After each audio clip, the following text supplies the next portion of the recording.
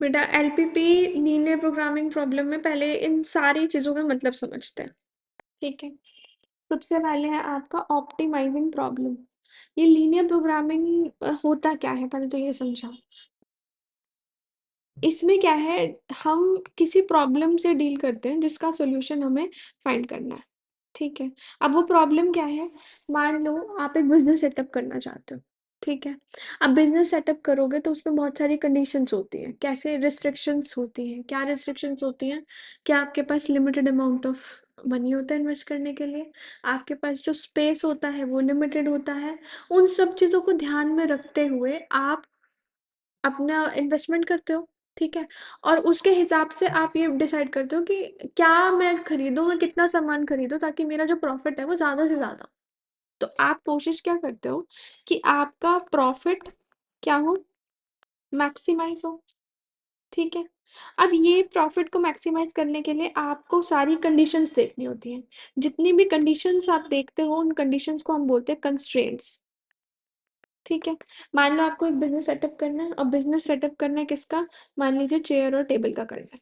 ठीक है, मतलब आप चेयर टेबल खरीद बनवा के रखना चाहते हो या खरीद के रखना चाहते हो। ठीक है, और फिर उन्हें बेचना चाहते हो। ठीक है, लेकिन आपके पास जो टोटल अमाउंट ऑफ मनी है जो कि आप इन्वेस्ट कर सकते हो वो आपके पास 5 लाख रुपए है। ठीक है, और आपके पास जो गोदाम है जिसमें कि आप ये चेयर टेबल रखोगे उसके अंदर 500 से ज्यादा सामान नहीं आ सकता। ठीक है, तो ये एक पूरी जो मैंने यहाँ पे पोर्ट्रे करी ये आपकी प्रॉब्लम है, और इस प्रॉब्लम का सॉल्यूशन हम एलपीपी से ढूंढते हैं। अब एलपीपी क्यों कहते हैं इसे, लीनियर प्रोग्रामिंग प्रॉब्लम क्यों कहते हैं इसे। लीनियर इसलिए कहते हैं कि आपने देखा है कि लीनियर प्रोग्रामिंग प्रॉब्लम में सारी जितने भी क्वेश्चंस होती है वो लीनियर होती है, यानी जिनका डिग्री क्या होता है, 1। ठीक है बेटा, अब यहाँ पे चेयर और टेबल की बात हो रही है तो मैं जानना चाहती हूँ कि मैं कितनी चेयर और कितनी टेबल्स बनवा के रखूँ ताकि मेरा जो प्रॉफिट है वो मैक्सिमम हो। ठीक है बेटा, तो देखो ऑप्टिमाइजिंग प्रॉब्लम किसे कहते हैं। Optimizing problem is that problem which seeks to maximize और मिनिमाइज अ फंक्शन। इसमें हम किसी फंक्शन को मैक्सिमाइज या मिनिमाइज करते हैं। ठीक है, अब प्रॉफिट होगा तो मैक्सिमाइज करेंगे, और अगर हमें अपने बिजनेस में ट्रांसपोर्टेशन की कॉस्ट को पता लगाना है तो उसको मिनिमाइज करेंगे कि कम से कम हमारा ट्रांसपोर्टेशन का खर्चा हो। बात समझ आ रही है। अब ये तो मेरी प्रॉब्लम थी, ये तो हवा में प्रॉब्लम थी। अब इस हवा में प्रॉब्लम को अगर मैं इक्वेशंस में कन्वर्ट कर दूं तो उसको हम लीनियर प्रोग्रामिंग प्रॉब्लम कह देते हैं। मतलब ये सारी मैंने बात करी ना कि भाई मेरे पास 5 लाख रुपए ही है, मेरे पास जगह जगह से 500 ही चीज़ आ सकती हैं। फिर मैं ये देखूंगी कि मैं चेयर मेरे को कितने की खरीद पड़ रही है और कितने की टेबल खरीद में मिल रही है, और मैं इसे बेच कितने का सकती हूँ वो सब भी देखूंगी। जब मुझे खरीद और बिकने के रेट पता चलेंगे तो मुझे प्रॉफिट पता चलेगा कि एक चेयर पे कितना का फायदा हो रहा है और एक टेबल पे कितने का फायदा हो रहा है। समझ रहे हो कि नहीं। मान लो कि एक चेयर मुझे मिल रही है 250 की, और एक टेबल मुझे मिल रही है मान लेते हैं 100 रुपीज़ की। ठीक है, चेयर को मैं आराम से 400 का बेच सकती हूँ और टेबल को मैं बेच सकती हूँ 150 का। ठीक है, तो यहाँ पे क्या है मेरे पास, अब समझना, मेरे पास टोटल पैसे 5 लाख है। ठीक है, एक चेयर मेरी 400 रुपीज़ की आ रही है, एक चेयर में 250 की आ रही है, तो अगर मैं मान लो मेरी एक्स चेयर्स मैं खरीद रही हूँ और वाई टेबल्स, तो एक्स चेयर्स कितने की होंगी, 400 एक्स। न 400 की मैं बेच रही हूँ उसे, तो 250 एक्स, 250 एक्स, और टेबल कितने की हो गई, 100 वाई। तो ये मेरा क्या हो गया बेटा, ये मेरा जो कॉस्ट है ये मेरी 5 लाख से ज़्यादा नहीं होनी चाहिए।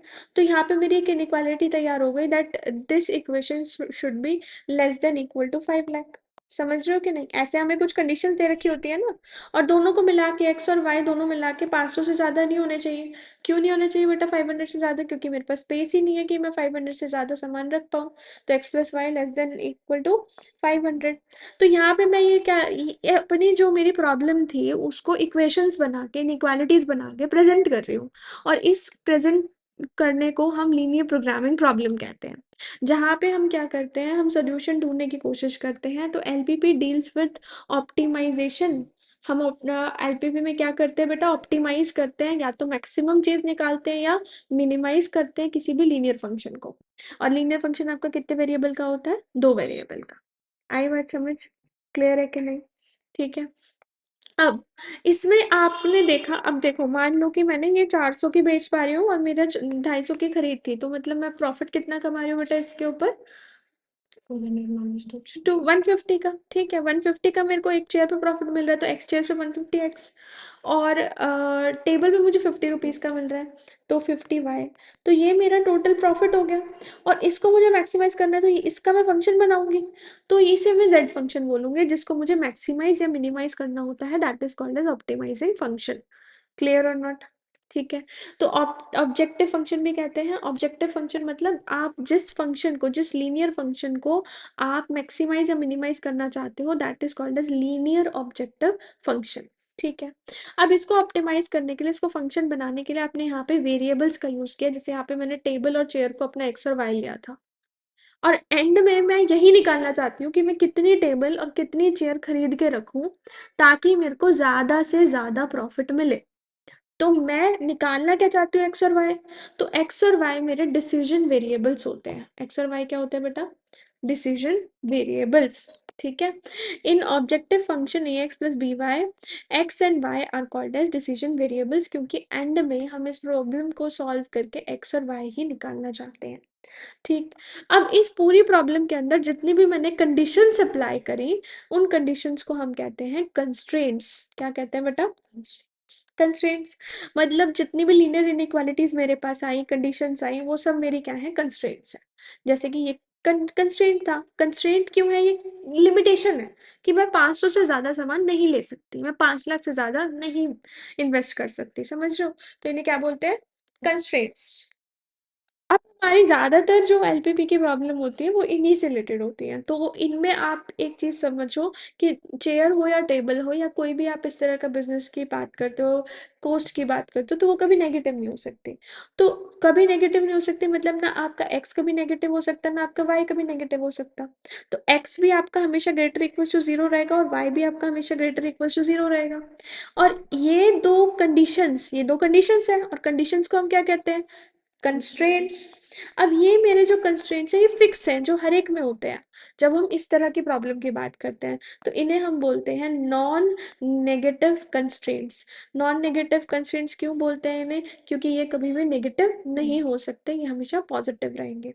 तो कंस्ट्रेंट्स मतलब वो लीनियर इनइक्वालिटीज या रिस्ट्रिक्शन जो हमारे वेरिएबल्स पे लगी होती है, और इसके अंदर x greater than zero and y greater equal zero are called as non negative constraints. Clear है कि नहीं?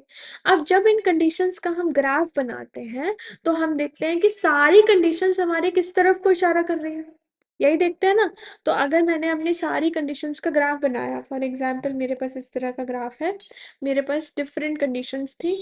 एक कंडीशन का ग्राफ इस तरह बना और वो शेडिंग नीचे की तरफ बोल रहा था। एक कंडीशन का ग्राफ ऐसा बना, उसकी शेडिंग इधर थी। ठीक है। और एक कंडीशन का ग्राफ मेरा कुछ ऐसा बन गया। ठीक है।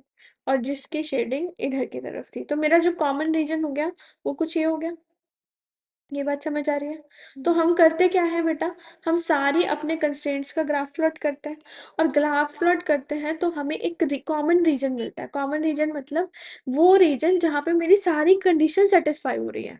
ना मेरे पैसे फालतू लग रहे हैं, ना मेरी मेरी जगह भी सही से ऑक्यूपाई हो रही है, मेरी सारी की सारी कंडीशन जिस रीजन में सेटिस्फाई हो रही है, उस रीजन को हम बोलते हैं फिजिबल रीजन। क्या बोलते हैं उस रीजन को?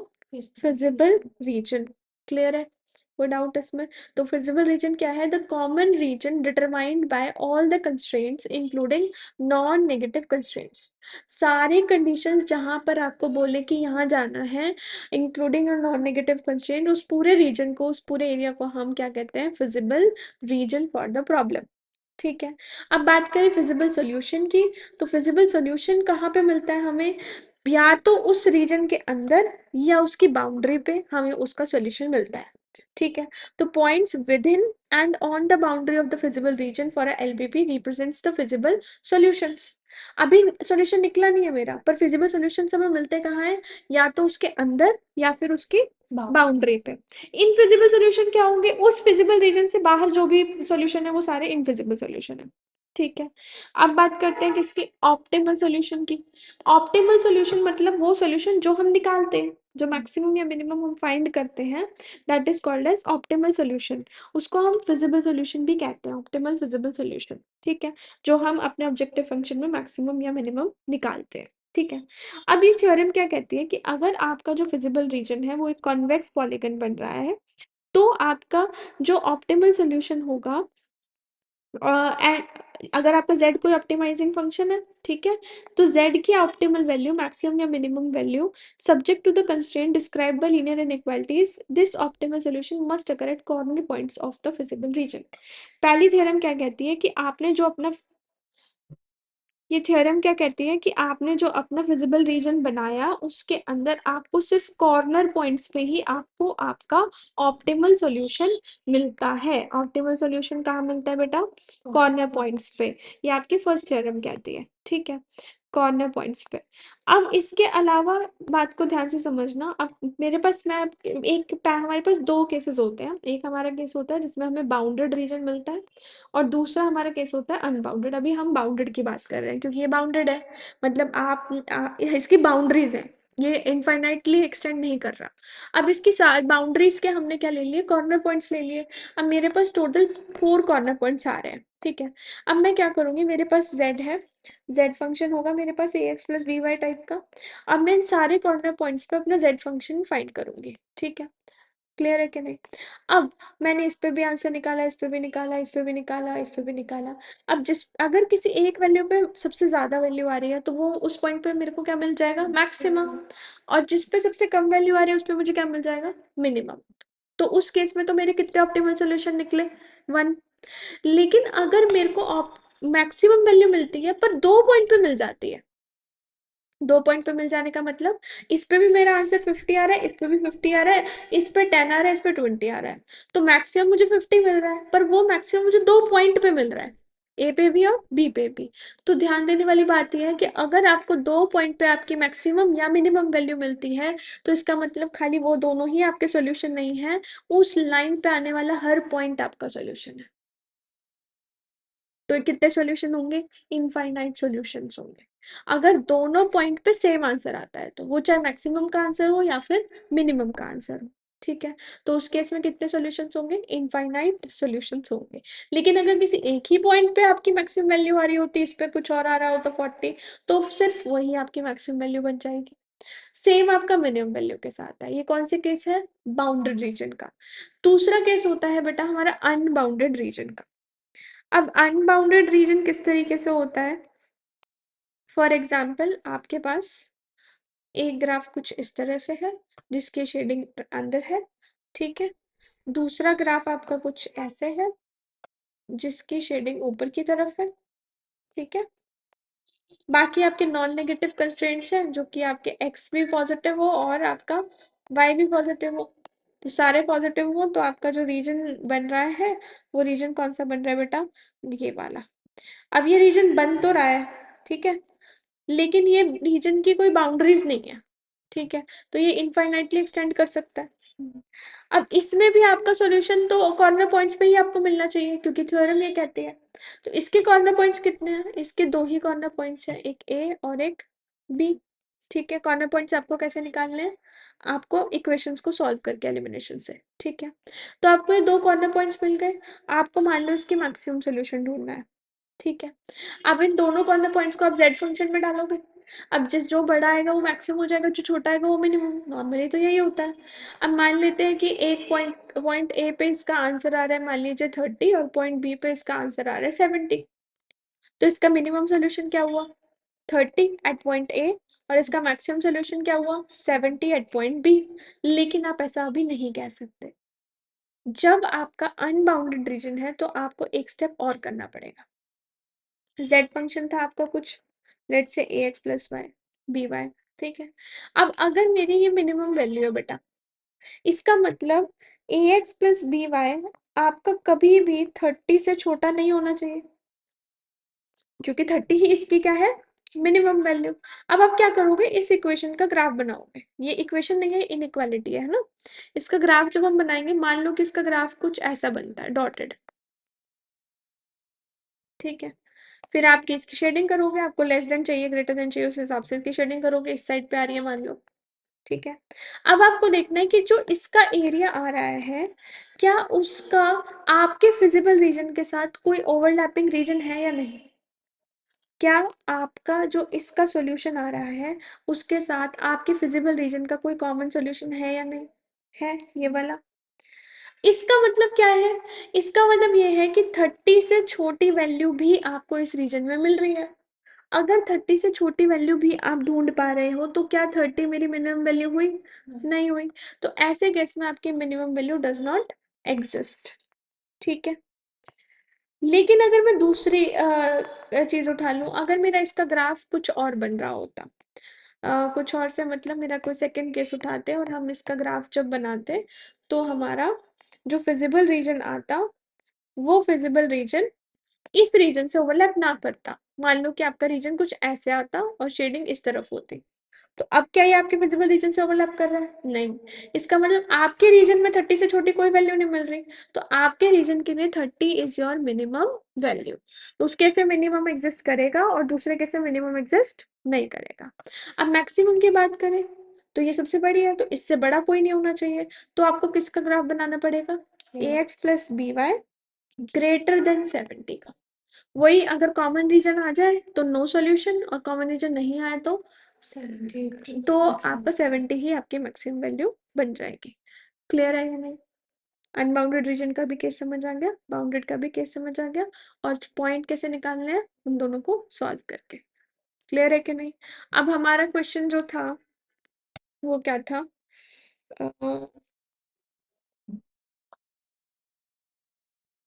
हमारे क्वेश्चन है कि हमें मैक्सिमाइज करना है z equals to 15x plus 30y को।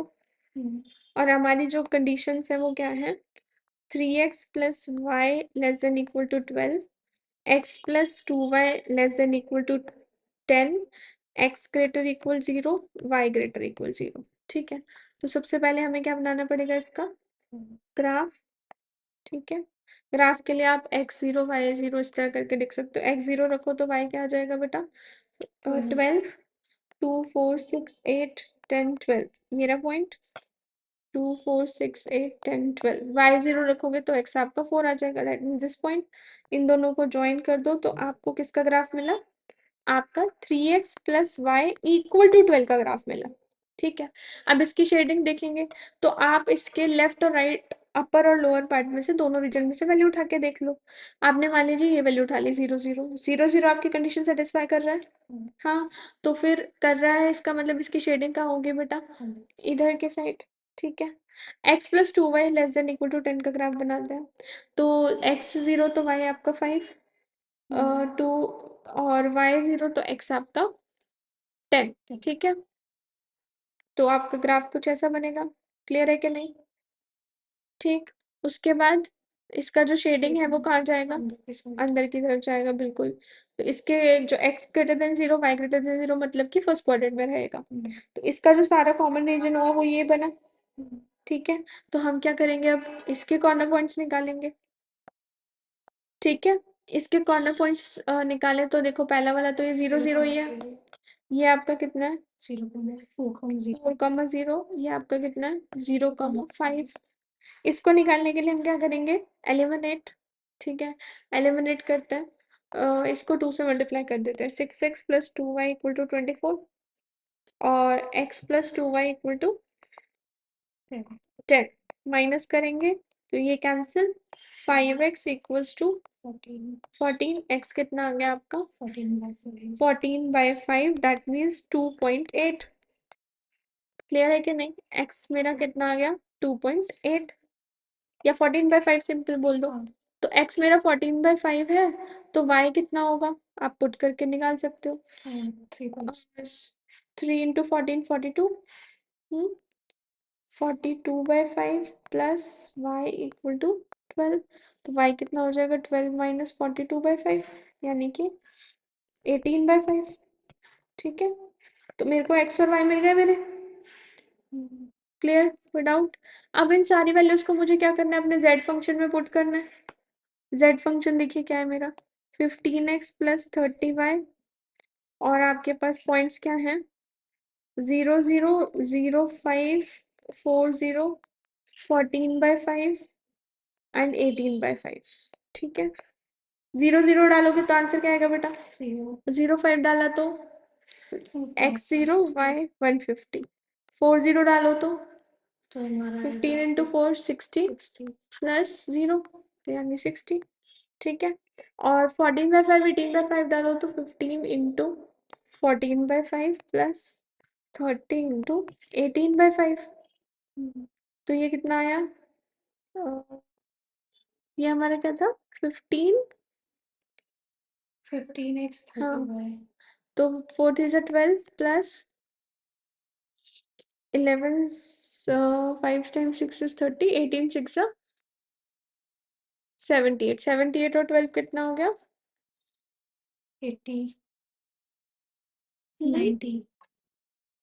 इसका पॉइंट्स क्या निकल रहा है? कौन?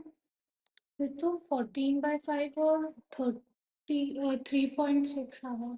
14/5 तो ठीक है, तो अब दूसरा निकालते हैं, 1 मिनट। x मेरा 14/5 आया ना, तो 3 into 14/5 plus y equal to 12। तो y आ गया आपका 12 माइनस 42/5, 18/5, ठीक है। पहले कितना आ रहा था? पहले भी यही आ रहा था ना? अगर अगर हम दूसरे वाले इक्वेशन में पुट करते हैं x + 2y में, तो इसमें तो मेरा कुछ और आ रहा है। अभी देखते हैं बेटा, दूसरे में भी यही आना चाहिए। x की वैल्यू डालो 14/5, तो 2y equal to 10, 2y equal to 10 minus 14/5, 50 minus 14, मैंने एलसीएम लेके कर दिया। सेम ही आंसर आएगा बेटा। अभी मेरा 50 माइनस 14, 36/5, 18/5 ही आएगा बेटा। अच्छा 0 0 पे आंसर क्या आ रहा था? 0 z फंक्शन का, 4 0 पे 60, 0 5 पे 150। अब 14/5 और 18/5 पे देख लो। 15 इंटू 14/5 प्लस 30 इंटू 18/5, 42 प्लस 108 यानी 150। तो इसका मतलब 2 पॉइंट पे मैक्सिमम वैल्यू आ रही है, तो कितने सोल्यूशन हुए इसके? इनफाइनाइट सॉल्यूशंस हुए, क्योंकि 2 पॉइंट पे सॉल्यूशन आने का मतलब है कि उस दोनों पॉइंट को ज्वाइन करती हुई लाइन का हर पॉइंट उनका सॉल्यूशन होगा, ठीक है। अनबाउंडेड केस भी समझ में आ गया? कोई डाउट? तो इसके क्वेश्चंस प्रैक्टिस करना, ठीक है। तो ये था हमारा एलपीपी का वन शॉट, और इसके अलावा भी अगर आपको कोई क्वेश्चन डाउट है तो आप कमेंट सेक्शन में बता सकते हैं, हम डिस्कस कर लेंगे क्वेश्चंस को नेक्स्ट वीडियो में। दैट्स ऑल फॉर टुडे, मिलेंगे नेक्स्ट वीडियो में, तब तक के लिए बाय बाय, टेक केयर।